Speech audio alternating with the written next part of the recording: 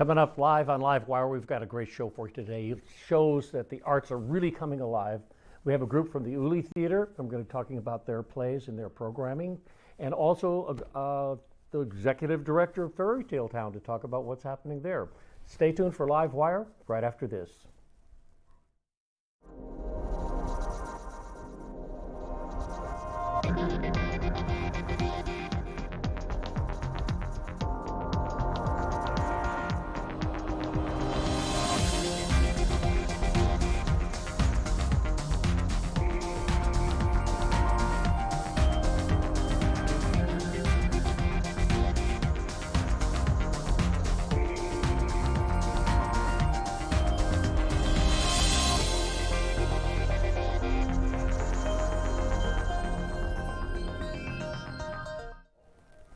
Aha! At the other end of this table that I'm sitting at is Elise Hodge. She's the creative director of a wonderful theater in town. It's called the Uli Theater.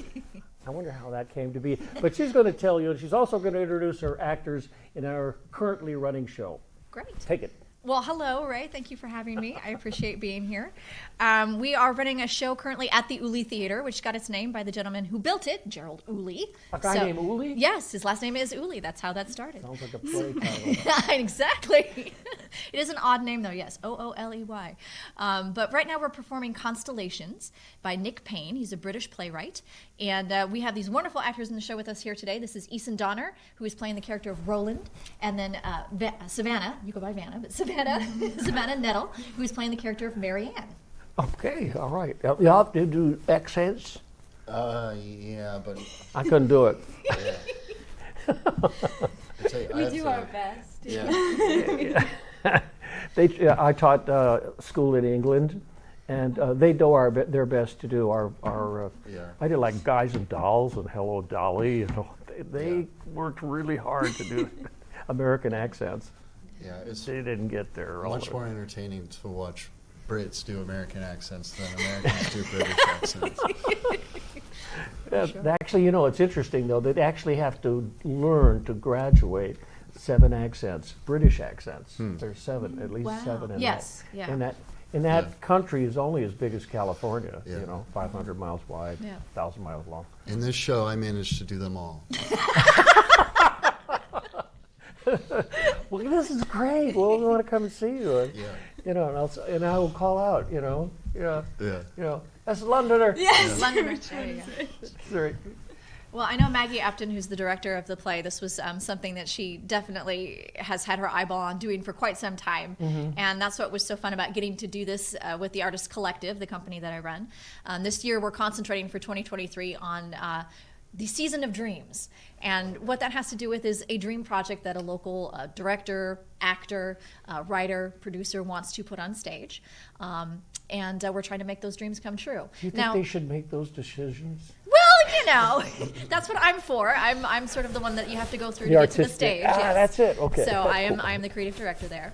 And but yeah, Maggie had been wanting to do this since before the pandemic, and she'd been doing getting it set up to run in 2020, and then of course everything got canceled and we had to delay, and so she waited and tried again in 2021, and then it happened again that it just didn't seem to want to go forward, and so now we're finally getting it on the stage for her, and I'm very thrilled to see that happen. That's good. Well, I'm thrilled you have Maggie Upton doing work. I am very She's thrilled. Yeah. one of the scariest directors in town.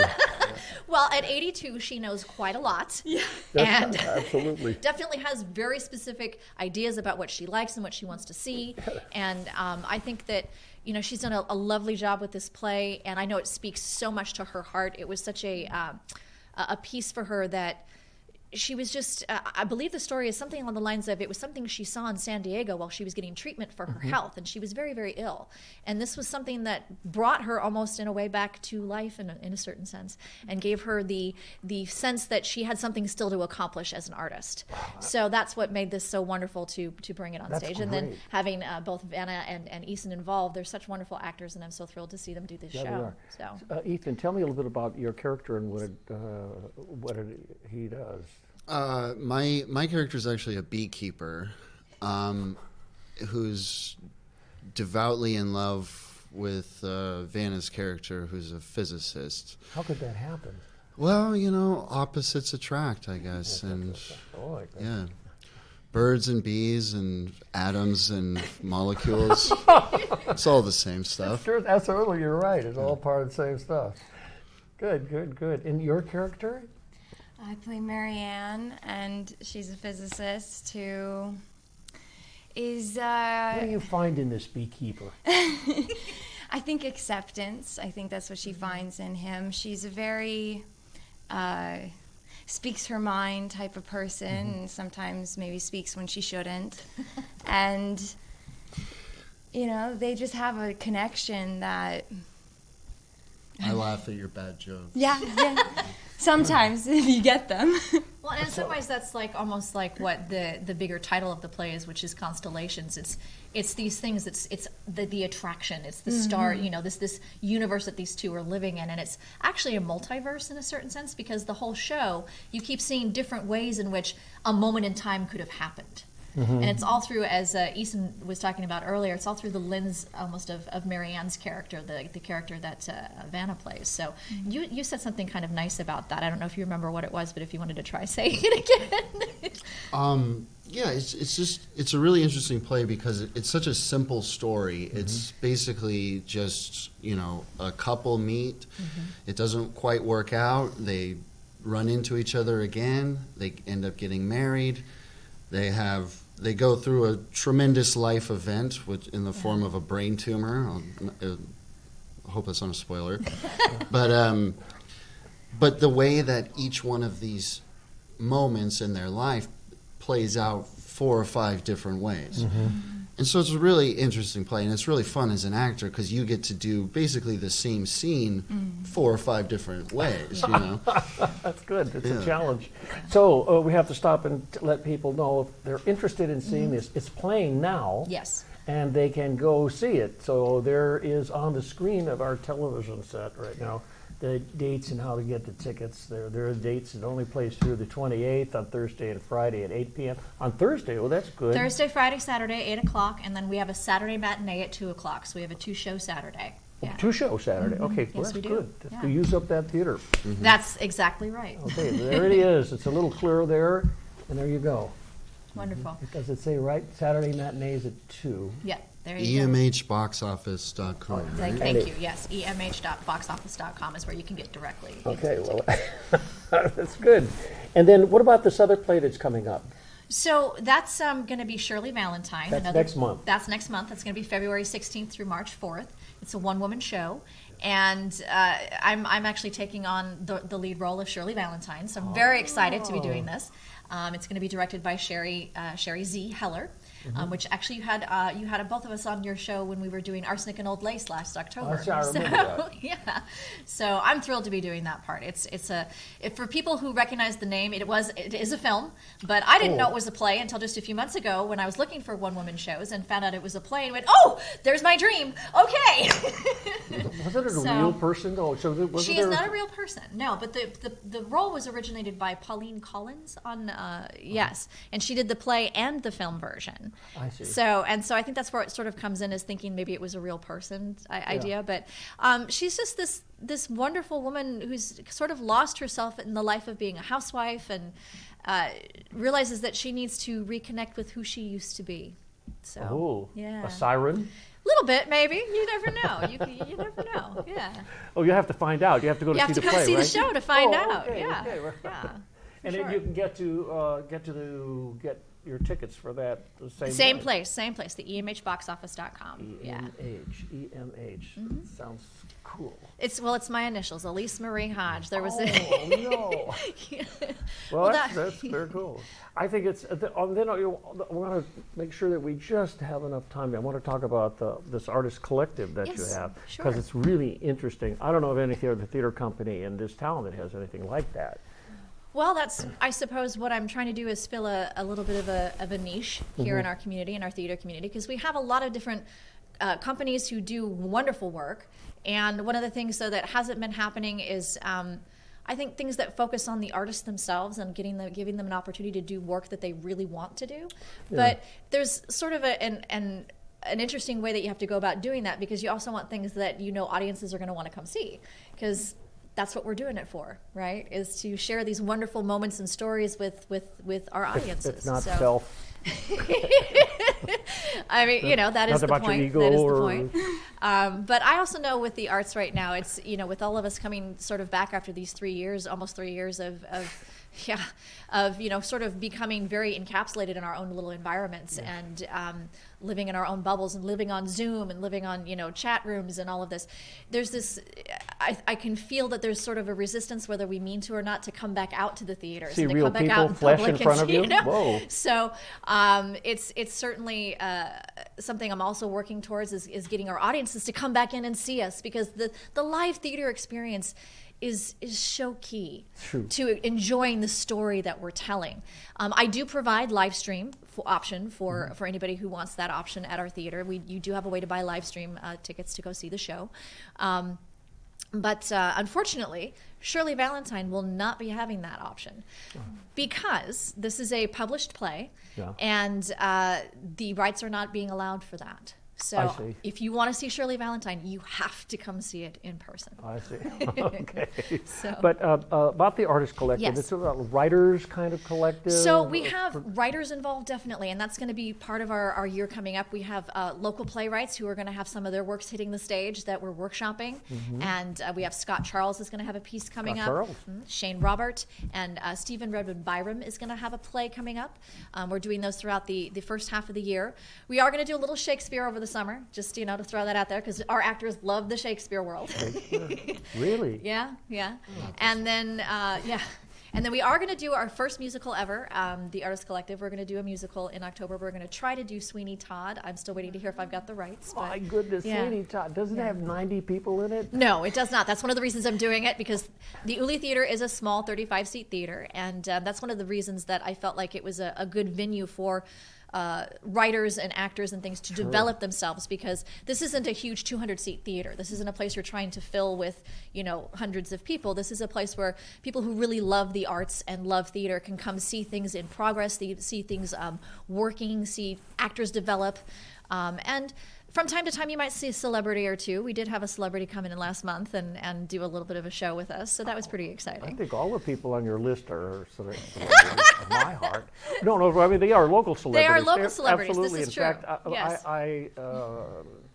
I tell the audience to go to their website, because you can see all of these people. Yeah. And although it doesn't have the long list of artistic accomplishments that they do, they are accomplished people. They are, very much so. No doubt. Definitely, and two of them are right there on your screen right now. That's Easton Donner. A couple of those people. Yeah, Oh, Easton those are Donner and you. Savannah Nutt. There you go.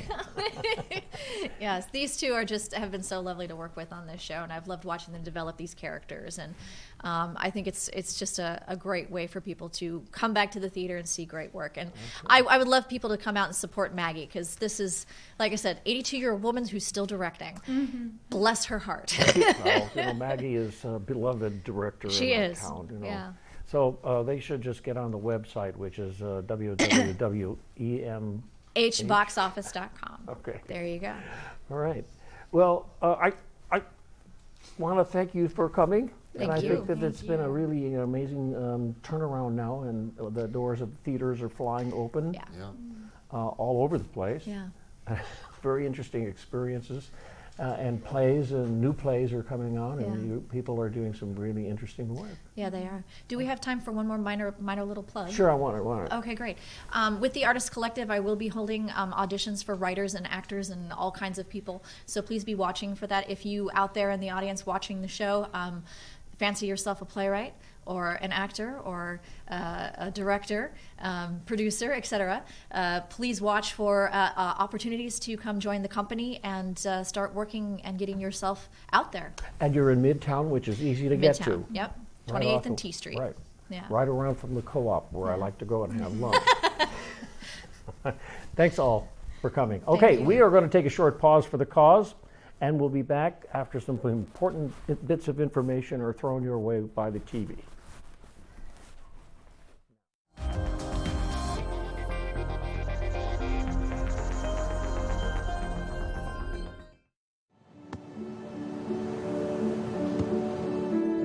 I don't remember how it started. Go to that. Hi, boy. our back and forth, it always came back. Dad! You probably don't remember what you told me, That was perfect. but I heard every word.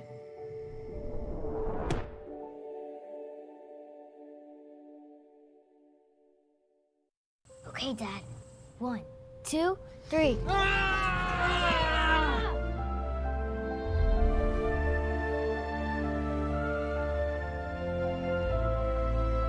You saved me. Dad? Are you okay? I'm fine, dear. Your hero needs you now, and AARP is here to help. Find the care guides you need at aarp.org/caregiving. Do you want to meet a family with a transgender kid? Here we are. Max loves to do backflips. Max loves to play his ukulele. Max loves to just be a kid and just be himself. When I found out I was pregnant, all I really wanted was a happy, healthy, whole child. And that's what I got.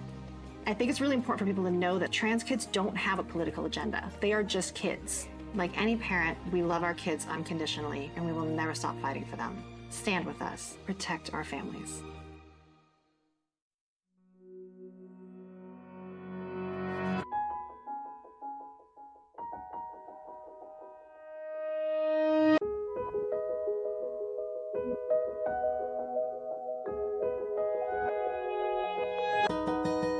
For those dealing with the daily struggles of caring for a loved one, we hear you. That's why AARP created a community with experts and other caregivers to help us better care for ourselves and the ones we love.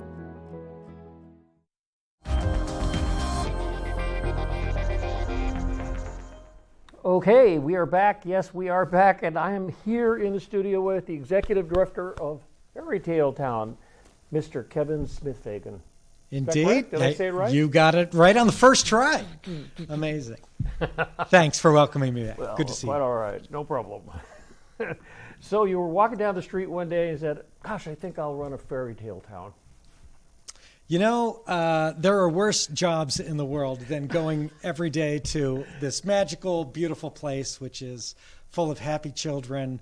And we've got live barnyard animals. We have these wonderful gardens. So all in all, it's not a bad setup. Yes, I've had two of your predecessors here. They've said pretty much the same thing. I asked that same question. I said, what is it like, to run an event like that? And they always go to what the kinds of things that are done there and say how much fun it is to be around them.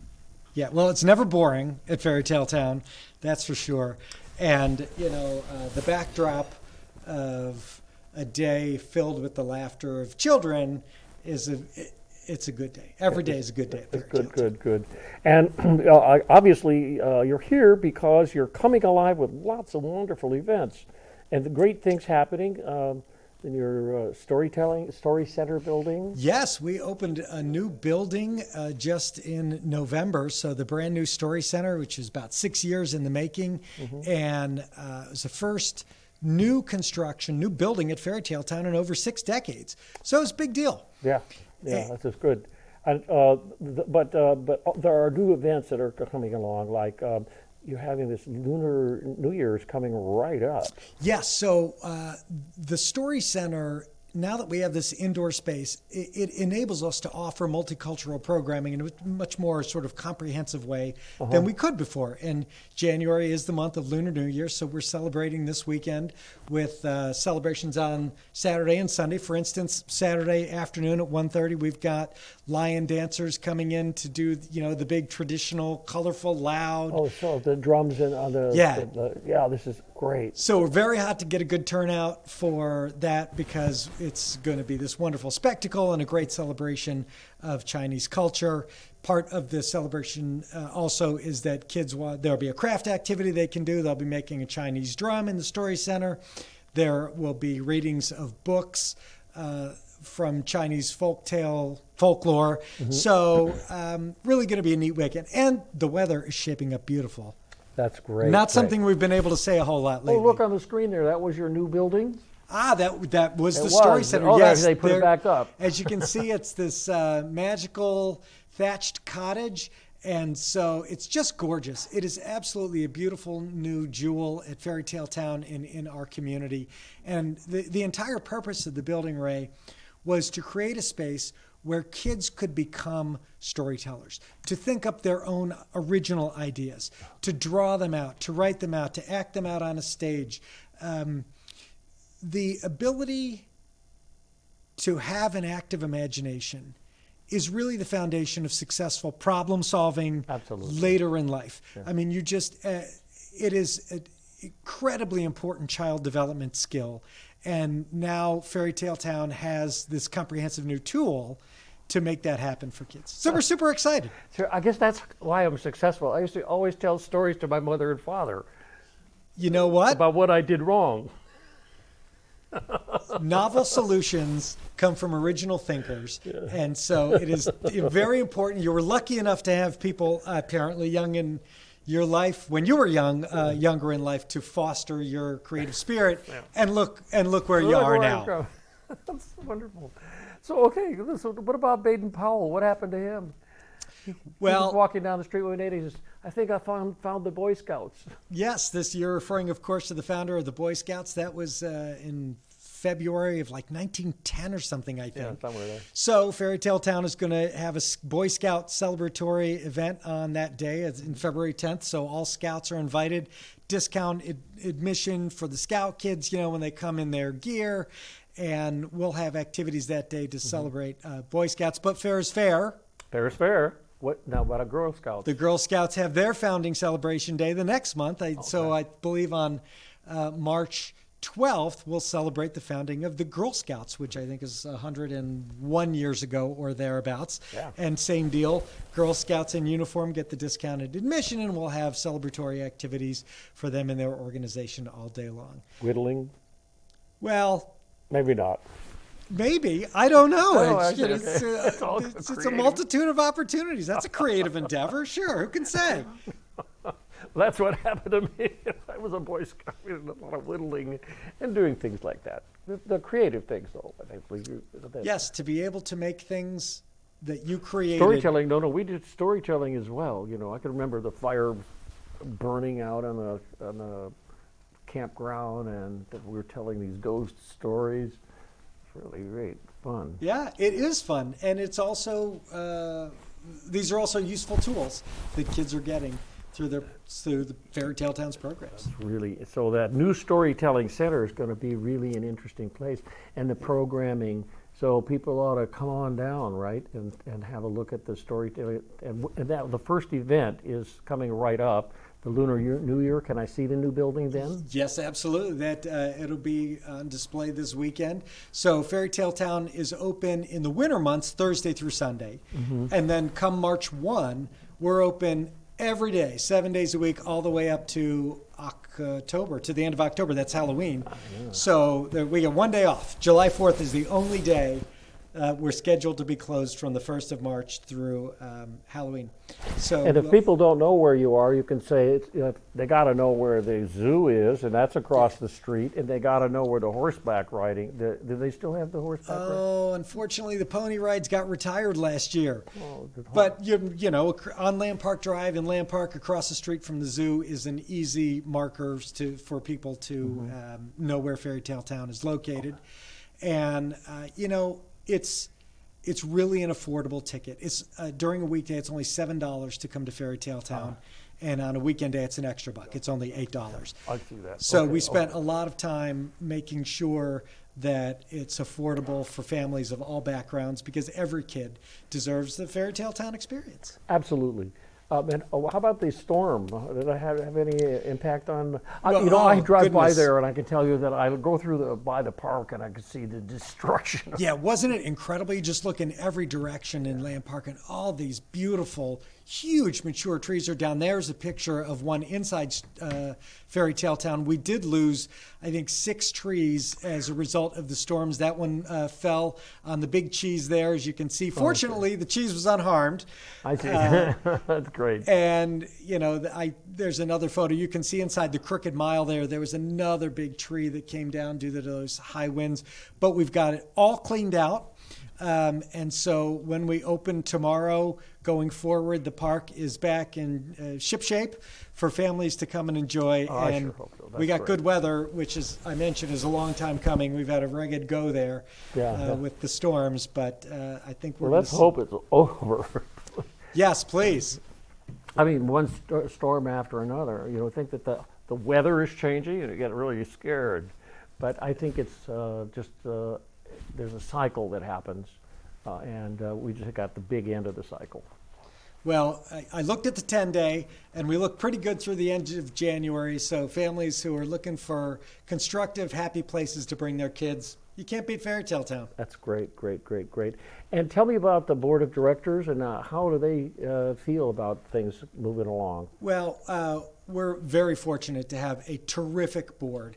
And our chair this year is an attorney at the law firm Downey Brand, Danielle Stevens. Yes. And Danielle, it's really important to Danielle that we be focused on growing Fairytale Town, making sure that we prepare to build new play sets reflecting multicultural heritages all across the park. You know, Fairytale Town opened in 1959. And Sacramento's not the same as it was in 1959. We're a much more plural, diverse community, and Fairytale Town needs to reflect that too.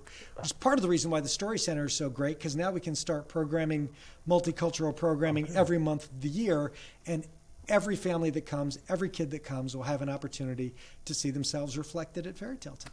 Right, and right away they can go to the next event, which is coming right up on the 21st, right? Indeed, we've got the Lunar New Year and the Chinese Culture Celebration coming up this weekend. And I've been to those Chinese culture celebrations, and there's so much fun. There's so much noise and fun and laughter, and the movement of the giant dragon thing heads. Absolutely right. The dragon and the motion and the whole thing. Kids love it. Kids love it, right? It's we do. Yes, indeed. And I'm happy to hear you say that. We should all have some kid at heart, no matter what our age is. Absolutely. There's a little bit of kid in all of us. We hope more than a little bit. Well, Kevin, thank you so much for coming to talk to me about all of this. I think it's it's an important time for people to get out away from that box and know that we have theaters and we have Fairytale Town, a lot of parks and good places to go, which are out there and not in the house. Okay. Yep, this program's about community, and it's great to come and talk about things that are in community. Come on back anytime. You got a deal. All right, that's it. That's all time we have for today. LiveWire is every Wednesday at 5. We'll see you then. And we're live.